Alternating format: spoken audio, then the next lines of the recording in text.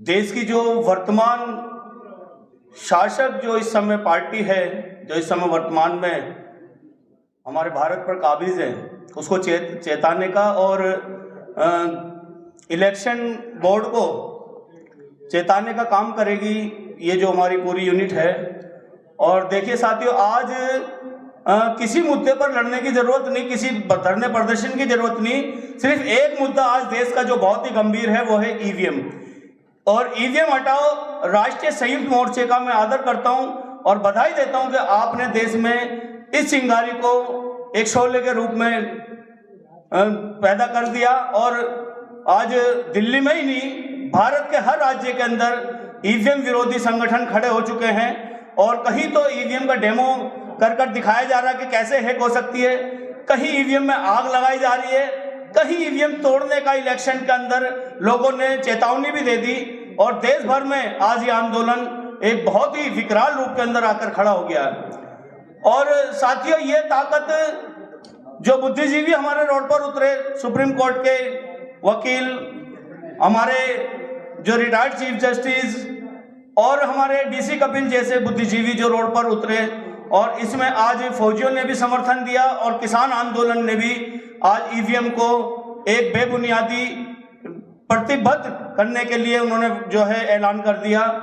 और जिसका हम आदर करते हैं। और मैं कहना चाहूंगा, जो राष्ट्रीय हमारी पार्टियां हैं जिन्होंने महागठबंधन, इंडिया गठबंधन बनाया, मैं कहता हूं कि इंडिया गठबंधन बनाने की जरूरत नहीं है, सभी आकर रोड पर उतरे, खुले में आकर इसका विरोध करें। और गठबंधन बनाने से ज्यादा महत्वपूर्ण आज ईवीएम का विरोध करना है। साथियों, गठबंधन बनाने से कुछ फायदा नहीं है, क्योंकि ईवीएम जीत रही है, इन लोगों को आपके वोटों की जरूरत नहीं है। अगर इन लोगों को आपके वोटों की जरूरत होती तो ये कहीं ना कहीं आप लोगों से डरते कि हम इन लोगों के साथ अगर ऐसा कार्य करेंगे, इनके रोजगार छीनेंगे, स्वास्थ्य पर बात नहीं करेंगे, शिक्षा को महंगा कर देंगे और इनको धर्म की आड़ में धर्म की ओर जबरदस्ती धकेलने का काम जो करेंगे, तो शायद अगली बार हमें सत्ता हासिल ना हो। लेकिन इन लोगों को आपके वोटों की जरूरत नहीं है, इनको जो जिता रही है वो मशीन जिता रही है। और यहाँ पर हमारे जितने भी नागरिक, हमारे भारतीय नागरिक हैं, उन लोगों को पारदर्शिता का पता नहीं कि शायद मैं किस प्रतिनिधि को अपनी वोट दे रहा हूं और कौन सी पार्टी को दे रहा हूं। लेकिन वहां भी आप देखेंगे कि जब आप वोट डालते हैं तो पारदर्शिता के नाम पर, जबकि वहां पर एक बिल्कुल व्हाइट कलर का शीशा होना चाहिए और वहां पर एक रंगीन शीशा लगाया और उसमें भी एक सेकंड के लिए आपको टिप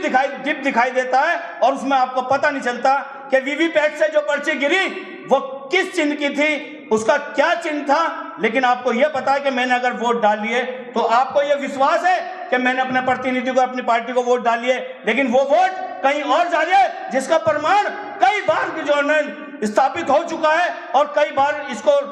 जो प्रतिनिधि हैं उन लोगों ने खूब आवाजें उठाई कि मैं इस पार्टी से इलेक्शन लड़ा लेकिन उसमें मेरी भी वोट नहीं निकली। तो ऐसा क्या, जो प्रतिनिधि अपने आप को किसी इलेक्टेड पार्टी से अपने आप को प्रतिनिधि कहता है, तो क्या ऐसा हो सकता है? चलो मान लिया कि उसके पड़ोसियों ने उसे वोट नहीं दी, मान लिया कि उसके परिवार ने वोट नहीं दी, उसके सभी संबंधियों ने दी, क्या प्रतिनिधि भी अपनी वोट उस मशीन के अंदर नहीं डालेगा? तो यहाँ पर कहीं ना कहीं परसेंट चिन्ह उठता है कि इसी भी मशीन के अंदर कहीं ना कहीं घोटाला है। और आज जितने बुद्धिजीवी अगर रोड पर उतरे हैं तो कहीं ना कहीं इस मशीन को, इस आयोग को, जो हमारा चुनाव आयोग है,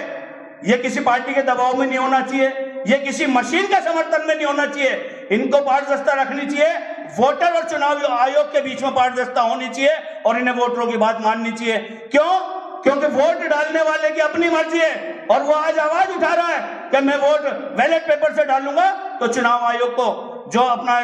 चुनाव आयोग है, उसे पारदर्शिता रखनी चाहिए और वोटर की बात को माननी चाहिए। जब वोटर रोड पर उतर रहा है और थोड़ी बहुत संख्या में नहीं, आज सारे राज्यों के अंदर ईवीएम विरोधी संगठन जो है ईवीएम के खिलाफ में उतरे हुए हैं, तो मैं कहना चाहूंगा कि ये सबसे बड़ा इस ईवीएम को हटाने पर जो आंदोलन चल रहा है, तो उसका फायदा जो होने वाला है वो पार्टियों को होने वाला है। सॉरी,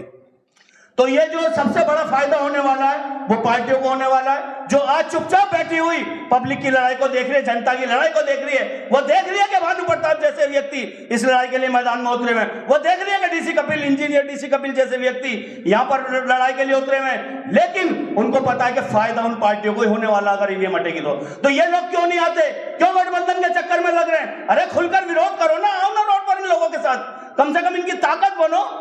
अलग अलग अगर, जैसा कि हमारे अभी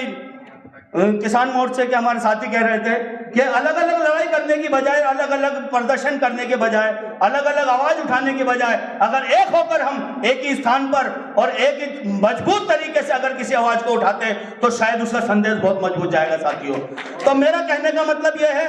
कि आज दायित्व सिर्फ भानु प्रताप जी का या महमूद प्राचा जी का या डीसी कपिल जी की, यह पर्सनल लड़ाई नहीं है, ये इनकी कोई पारिवारिक लड़ाई नहीं है, ये इनकी कोई पर्सनल जातिगत या कोई व्यक्तिगत लड़ाई नहीं है। इसके अंदर मैं भारत के हर नागरिक से कहना चाहूंगा कि अगर लोकतंत्र को बचाना चाहते हैं, संविधान को बचाना चाहते हैं, अपने हक अधिकार का हनन नहीं होना देना चाहते हैं, तो ईवीएम के खिलाफ उतरे। ईवीएम के खिलाफ आप रोड पर उतरे और इन लोगों के हाथ मजबूत करें, क्योंकि ईवीएम है तो भारतीय जनता पार्टी ऐसे ही हमारा दमन करती रहेगी। मैं खुला मंच की ओर से कह रहा हूं कि भारतीय जनता पार्टी की जो ताकत है, कहते हैं ना राक्षस की जान उस तोते के अंदर थी, इस भारतीय जनता पार्टी की जान इस ईवीएम के अंदर है। जब तक ये ईवीएम है हमारा हनन ऐसे ही होता रहेगा। अगर आप लड़ना जानते हैं, आप बोलना जानते हैं, आप लिखना जानते हैं, तो आज समय है कि ईवीएम के खिलाफ उतरे, ईवीएम के खिलाफ लिखे, ईवीएम के खिलाफ बोले और ईवीएम के खिलाफ इस मोर्चे का साथ दें साथियों।